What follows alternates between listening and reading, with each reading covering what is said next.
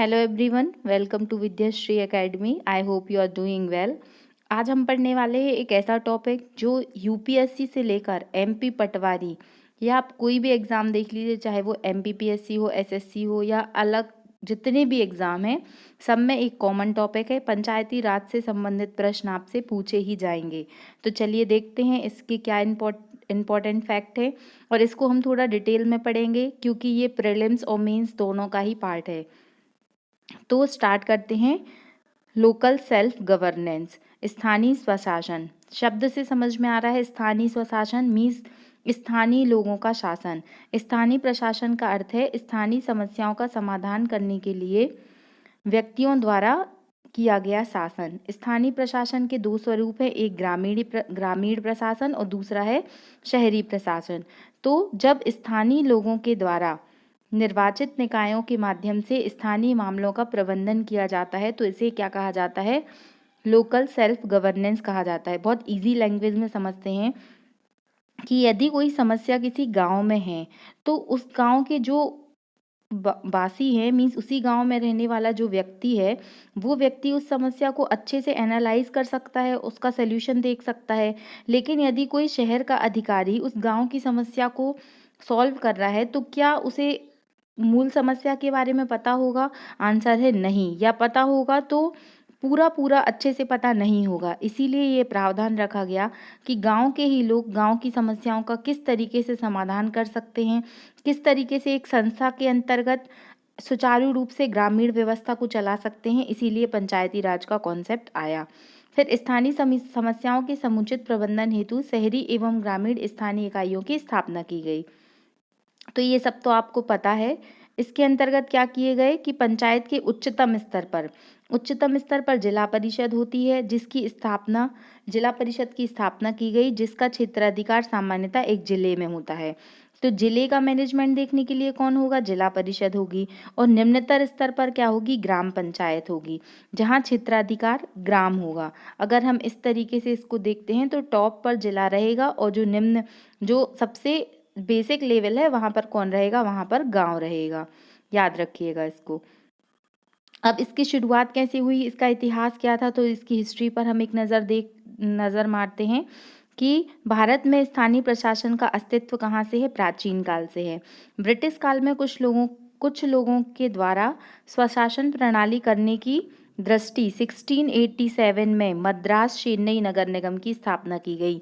ये प्रश्न आ चुका है कि प्रथम नगर निगम की स्थापना कब और कहाँ की गई? तो 1687 मद्रास चेन्नई में की गई। इसके पश्चात 1993 में जब 73rd कॉन्स्टिट्यूशनल अमेंडमेंट हुआ तो पंचायती राज संस्था को क्या है? संवैधानिक दर्जा प्राप्त हुआ। कौन से अमेंडमेंट के द्वारा? तो 73 कॉन्स्टिट्यूशनल अमेंडमेंट कब हुआ? 1993। ये याद रखना है। ओके। फिर से वही बताया, यहाँ पर एक शब्द आता है लोकतांत्रिक विकेंद्रीकरण। लोकतांत्रिक विकेंद्रीकरण क्या होता है? इसे हम बोलते हैं डिसेंट्रलाइज सिस्टम। डिसेंट्रलाइज सिस्टम क्या होता है? जहाँ पर निम्न स्तर से लेकर उच्च स्तर तक जो क्या हो कि शासन की भागीदारी हो, जिसमें जनता अपनी स्थानीय समस्याएं क्या कर सकती है? स्वयं हल कर सकती है। इसमें शासन को भागीदार बनाया जाता है स्थानीय स्तर पर जनता को ध्यान में रखकर। और इसके अंतर्गत सामाजिक, आर्थिक, सांस्कृतिक दायित्वों का निर्वहन किया जाता है। ये सारे पॉइंट्स आपको मेंस में हेल्प करेंगे। यदि आपको लोकल गवर्नेंस लिखना है, ग्रामीण पंचायती राज लिखना है, विकेंद्रीकरण लिखना है, तो उन सब में आप ये पॉइंट्स डाल सकते हैं। फिर जो स्थानीय शासन का क्या महत्व है, तो ये बताने की ज़रूरत नहीं है, ये आप अच्छे से लिख सकते हैं कि भारत गाँवों का देश है। जैसे महात्मा गांधी जी ने कहा था 70% तक अधिक जनसंख्या जो है वो गाँव में निवास करती है। ग्रामीण स्तर पर स्वशासन का विशेष महत्व है। फिर आपको इनके पॉइंट्स लिखना है, एक एक पॉइंट की सामाजिक क्षेत्र में किस तरीके से, राजनीतिक क्षेत्र में किस तरीके से पंचायतें लोकतंत्र की प्रयोगशाला हैं। हम कह सकते हैं कि जो पूरा लोकतंत्र है उसकी जो प्रयोगशाला है, उसकी जो लेबोरेटरी है, तो वो क्या है? पंचायत है। वहीं से एक निम्न स्तर से शुरुआत होती है और फिर धीरे धीरे ग्रामीण स्तर से लेकर नगरीय स्तर और फिर जिला स्तर तक विद्यमान रहती है। सत्ता का विकेंद्रीकरण तभी संभव है जब संस्थाएं निचले स्तर पर विद्यमान हों। और स्थानीय समस्याओं के माध्यम से हम जनता तक पहुंच सकते हैं, उनकी समस्याओं को जान सकते हैं। इस तरीके से आपको इसका महत्व बताना है।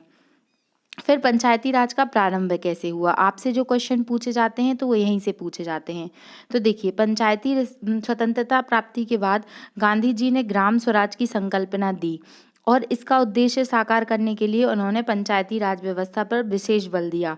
भारत में पंचायती राज लाने में अगर बहुत अहम योगदान है तो वो सबसे पहला नाम है महात्मा गांधी जी का, जिन्होंने कहा था कि भारत यदि नष्ट हो जाएगा यदि गाँव की प्रगति और उन्नति पर ध्यान नहीं दिया गया, क्योंकि भारत गाँवों का देश है और गाँव में भारतीय सभ्यता पल्लवित और पुष्पित होती है। इस तरीके से आप ऐसी शब्दावली अपने आंसर में यूज कर सकते हैं। फिर संविधान में कहाँ कहाँ पर वर्णन मिलता है, तो जो आर्टिकल नंबर 40 है, अनुच्छेद 40 के अंतर्गत पंचायती राज व्यवस्था को नीति निर्देशक तत्वों के अंतर्गत रखा गया है। जो डीपीएसपी है उसके अंतर्गत आर्टिकल 40 में क्या है, पंचायती राज का वर्णन किया गया है। फिर आर्टिकल 14 को क्रियान्वित करने के लिए पंचायत एवं सामुदायिक विकास मंत्रालय की स्थापना की गई। कम्युनिटी डेवलपमेंट मिनिस्ट्री की स्थापना की गई, जिसके मंत्री एसके डे को बनाया गया था। मतलब जब 1951 में इसकी स्थापना की गई थी तब बनाया गया था। फिर 2 अक्टूबर 1952 को जो पहला प्रोग्राम लॉन्च हुआ था, सामुदायिक विकास कार्यक्रम, इस कार्यक्रम का उद्देश्य क्या था कि जनता को विकास प्रणाली में अधिक से अधिक भागीदार बनाना। ओके, तो ये याद रखना है कि पहला सामुदायिक विकास कार्यक्रम कब से शुरू हुआ, तो 2 अक्टूबर 1952, ये डेट आपको याद रखना है। ओके, फिर इसके बाद क्या हुआ कि इस कार्यक्रम के अधीन ब्लॉक को इकाई मानकर उसके विकास हेतु सरकारी कर्मचारियों के साथ जनता की भागीदारी को जोड़ा गया। ये तो ठीक है, ये तो आप पढ़ लेंगे। फिर ये क्वेश्चन कहाँ से आएगा कि 2 अक्टूबर 1953 को राष्ट्रीय प्रसार सेवा को प्रारंभ किया गया।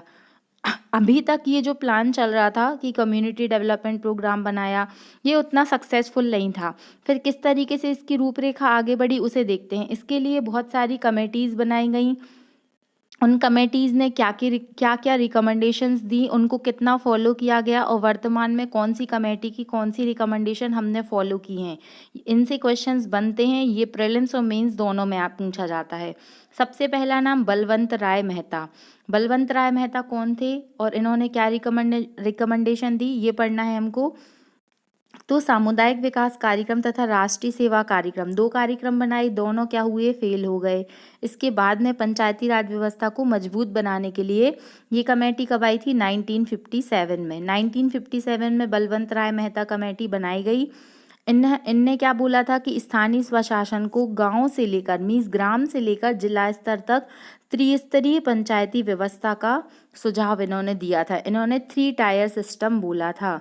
कौन कौन सा सिस्टम बोला था, तो सबसे पहले ग्राम स्तर पर होगी कौन सी, ग्राम पंचायत होगी। ब्लॉक स्तर पर कौन सी होगी, पंचायत समिति होगी। और जिला स्तर पर कौन सी होगी, जिला परिषद होगी। आपको ये डायग्राम बना के आप इजीली इसको समझ सकते हैं कि गांव स्तर पर कौन सी होगी, सबसे निचला स्तर होगा तो वो कौन सी होगी, ग्राम पंचायत होगी। फिर दूसरे नंबर पे कौन होगी, तो पंचायत समिति होगी। और तीसरे नंबर पर जिला परिषद होगी।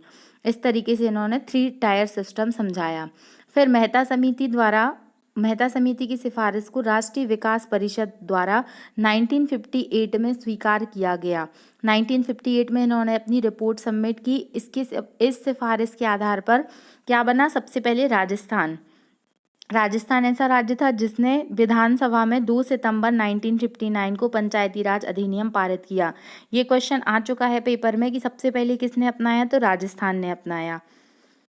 फिर 2 अक्टूबर 1959 को राजस्थान के नागौर जिले से प्रधानमंत्री द्वारा, इस टाइम पे प्रधानमंत्री कौन थे, तो नेहरू जी थे, उन्होंने पंचायती राज का उद्घाटन किया। ये प्रश्न पटवारी में कई बार पूछ चुका है क्योंकि पटवारी के सिलेबस में पंचायती राज अलग से मेंशन किया गया है। तो 2 अक्टूबर 1959 को कौन सा स्टेट था, राजस्थान था। और राजस्थान का भी कौन सा जिला था, नागौर था। नागौर प्रांत में नेहरू जी ने क्या किया था, सबसे पहले पंचायती राज का उद्घाटन किया। तो देखिए ये 1959 में सबसे पहले किसने किया, राजस्थान ने किया। अब राजस्थान के बाद कौन करेगा, तो आंध्र प्रदेश दूसरे नंबर पे अपनाएगा 1959 में। और फिर इसी तरह देखते देखते 1960 में असम, फिर तमिलनाडु, कर्नाटक, महाराष्ट्र, गुजरात, बहुत सारे राज्यों ने इस पंचायती राज सिस्टम को अपनाना शुरू कर दिया। अब देखिए, जब भी कोई कमेटी कोई रिकमेंडेशन देती है तो वो 100% सही तो हो नहीं सकती, उसमें कुछ ना कुछ लूप होल्स होते हैं, कुछ ना कुछ कमियां होते हैं। तो उन कमियों को दूर करने के लिए जो दूसरी कमेटी बनाई गई उसका नाम था अशोक मेहता समिति। ये भी मेहता थे, वो भी मेहता थे। तो हमें याद रहेगा कि पहले बलवंत राय मेहता आए और दूसरे नंबर पर अशोक मेहता आए। अब अशोक मेहता जी ने क्या कहा कि बलवंत राय मेहता समिति की जो सिफारिशों के आधार पे पंचायती राज व्यवस्था में कई कमियां उत्पन्न हो रही थी, तो उन्हें दूर करने के लिए इस अशोक मेहता कमेटी कब बनी, तो 1977 में बनी। और बलवंत राय मेहता हमने कब पढ़ा था, तो 1957 में पढ़ा था। इसको हमें याद करते जाना है। फिर 1977 में जब अशोक मेहता कमेटी बनी तो उन्होंने क्या कहा कि जो 3 टायर सिस्टम बलवंत राय मेहता जी ने बताया था उसको इन्होंने 2 टायर सिस्टम में कन्वर्ट किया। इन्होंने कहा कि त्रिस्तरीय की जगह द्विस्तरीय पंचायती राज बनाने की संकल्पना को अपनाना चाहिए। अब 2 स्तरीय में कौन कौन सा था, तो देखिए इनकी रिकमेंडेशन देख लेते हैं। इन्होंने कहा कि राज्य में विकेंद्रीकरण का प्रथम स्तर होगा जिला। सबसे पहले इन्होंने क्या बोला कि जिला होगा, और जिला स्तर के नीचे क्या होगा, मंडल पंचायत। तो सबसे पहले इन्होंने बोला कि ऊपर होगा जिला और नीचे होगा मंडल पंचायत। ओके, इस तरीके से इन्होंने 2 टायर सिस्टम बताया, जिसमें करीब कितने लोग होंगे, 15,000 से 20,000 जनसंख्या एवं 10 से 15 गांव शामिल होंगे। ग्राम पंचायत तथा पंचायत समिति को समाप्त करना चाहिए। इन्होंने जो जो पहली इकाई थी, मतलब जो सबसे निचली इकाई थी ग्राम पंचायत, उसको इन्होंने बोला इसको समाप्त कर देना चाहिए। और पंचायत समिति का कार्यकाल इन्होंने 4 वर्ष बताया था। इस तरीके से हम इतनी सारी रिकमेंडेशन तो याद कर नहीं सकते, तो जो मेन पॉइंट है वो हमें याद होना चाहिए। फिर से रिकॉल करते हैं। पहले बलवंत राय मेहता समिति आई जिन्होंने 3 टायर सिस्टम बताया। फिर अशोक मेहता समिति आई जिन्होंने 2 टायर सिस्टम बताया। इन्होंने जो ग्राम पंचायत थी उसको मना कर दिया कि इसका कोई अस्तित्व नहीं होना चाहिए, और इन्होंने कार्यकाल 4 वर्ष तक अपनाने के लिए बोला था। किसने, अशोक मेहता जी ने। इसके बाद पढ़ते हैं जी वी के राव समिति। ये 1985 में समिति बनी थी, जी.वी. के राव समिति। V. के राव ऐसा याद कर लीजिए आप। इस समिति ने बोला कि ग्रामीण विकास और गरीबी को दूर करने के लिए कुछ प्रशासनिक व्यवस्था के लिए सिफारिशें की थी। फिर महिलाओं के लिए आरक्षण, ST/SC के लिए आरक्षण की सिफारिश भी इसी कमेटी ने की थी। लेकिन इस कमेटी की जो रिकमेंडेशन थी उनको क्या कर दिया गया, अमान्य कर दिया गया। इसीलिए हमें इनका नाम ज़्यादा सुनने नहीं मिलता। बलवंत राय मेहता, अशोक मेहता और सिंघवी समिति का नाम अधिक सुनने मिलता है। फिर आती है कौन सी समिति, LM सिंघवी समिति। जो LM सिंघवी समिति है ये सर्वाधिक इम्पोर्टेंट है। क्यों है, क्योंकि जो आज हम पंचायती राज व्यवस्था को संवैधानिक स्टेटस जो प्राप्त हुआ है वो इसी समिति की बदौलत हुआ है। ओके, देखिए क्या क्या बोला था इन्होंने। सबसे पहले तो LM सिंघवी समिति कब बनी थी, 1986 में बनी थी, और इस समिति ने स्थानीय स्वशासन को संवैधानिक मान्यता प्रदान कर पंचायती राज व्यवस्था को गैर दलीय आधार पर नियमित रूप से कार्य कराने की सिफारिशें की थीं, और पंचायतों को आर्थिक रूप से आत्मनिर्भर बनाने के लिए और वित्तीय संसाधन उपलब्ध कराने की सिफारिशें भी किसने दी थी, सिंघवी समिति ने दी थी। अगर आप देखते हैं कि जो पंचायत होती हैं उनको एक फंड, उनके पास में भी फंड होता है कि अगर उनको डिफरेंट टाइप के प्लान चलाने हैं, कहाँ पे कितना पैसा का इम्प्लीमेंटेशन करना है, किस स्कीम में कितना पैसा दिया जाएगा, तो ये जो आर्थिक रूप से आत्मनिर्भर बनाने की सिफारिश है तो वो किसकी बदौलत है, सिंघवी समिति की रिकमेंडेशन पर। तो आई होप आपको समझ में आ गई होंगी। अभी तक हमने 3 समिति पढ़ी, ये 4 समिति पढ़ी। फर्स्ट इज बलवंत राय मेहता, दूसरे थे अशोक मेहता, तीसरे थे V. के. राव और चौथे थे LM सिंघवी। तो आपको ये याद हो गई होंगी। फिर आती है P. के. थुंगन समिति। तो P. के. थुंगन समिति 1988 में बनी थी। इन्होंने क्या कहा कि पंचायती राजों को, इन्होंने भी वही चीज़ बोली कि संविधान में स्थान देना चाहिए, और समिति की सिफारिश के आधार पर पंचायती राज को संवैधानिक मान्यता प्रदान करने के लिए 1989 में क्या किया गया, 64वां संविधान संशोधन भी लोकसभा में पेश किया गया। लेकिन ये लोकसभा से तो पास हो गया था लेकिन राज्यसभा से फेल हो गया, मीन्स राज्यसभा में पास नहीं हो पाया। इसीलिए इस कमेटी के आधार पे क्या हुआ, संविधान संशोधन नहीं हो पाया। फिर आता है 73वां संविधान संशोधन 1992-1993। इस टाइम पे प्रधानमंत्री कौन थे, ये क्वेश्चन भी आपसे पूछा जा सकता है। तो इस टाइम पे 1992 1993 के टाइम पे प्रधानमंत्री थे पीवी नरसिम्हा। आपको वैसे भी याद होगा कि जब एलपीजी रिफॉर्म आया था तो ये वही वाला समय है।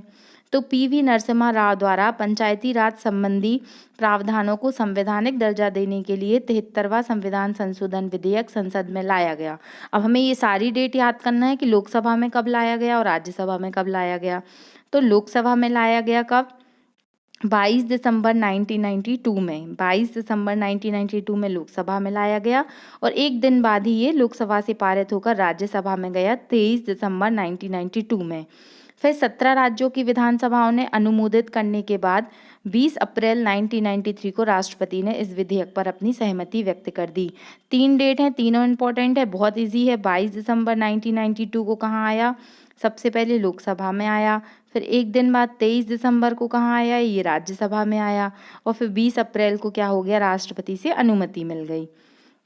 और फिर 4 दिन बाद मीन्स 24 अप्रैल 1993 से 73वां कॉन्स्टिट्यूशनल अमेंडमेंट पूरे देश में लागू हो गया। इसीलिए हम 24 अप्रैल को क्या मनाते हैं, पंचायती राज दिवस मनाते हैं। राष्ट्रीय पंचायती राज दिवस 24 अप्रैल को मनाया जाता है। आई होप अभी तक हमने जितना पढ़ा है आपको पूरा पूरा याद हो गया है। अगर आप इसे बहुत अच्छे से सुन रहे हैं और जो इसके की पॉइंट्स हैं उन्हें नोट कर रहे हैं तो आपको कभी भी इस टॉपिक में दिक्कत नहीं होगी। ये देखने में टफ लगता है लेकिन ये बहुत इजी टॉपिक है। फिर इसमें पंचायती राज की जो आर्टिकल्स हैं इनको मैं एक अलग से लेक्चर में बता दूंगी क्योंकि ये बहुत ही ज़्यादा महत्वपूर्ण है और हर एग्ज़ाम में आते हैं। तो इतना आप 1 से 2 बार सुन लीजिए, इसको रिवाइज कर लीजिए। हम पूरा पंचायती राज ऐसा पढ़ेंगे कि हमें प्रीलिम्स मेंस इंटरव्यू कहीं पे कोई दिक्कत नहीं होगी और हम इसे बहुत अच्छे से अपने आंसर में लिख सकेंगे। Thank you so much. Please like, subscribe and share और बेल आइकन ज़रूर प्रेस कर दीजिए। अपने दोस्तों तक शेयर कीजिए। धन्यवाद। जय हिंद, जय भारत।